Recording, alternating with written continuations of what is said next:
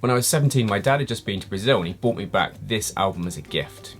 3 knockout guitar players on that album, but their version of Black Orpheus, Morning of the Carnival, I'm not going to butcher the Portuguese, it left a big impression on me, and I put together a chord melody arrangement of that tune. It's the standard of the month on my Patreon page, and it's inspired by their version.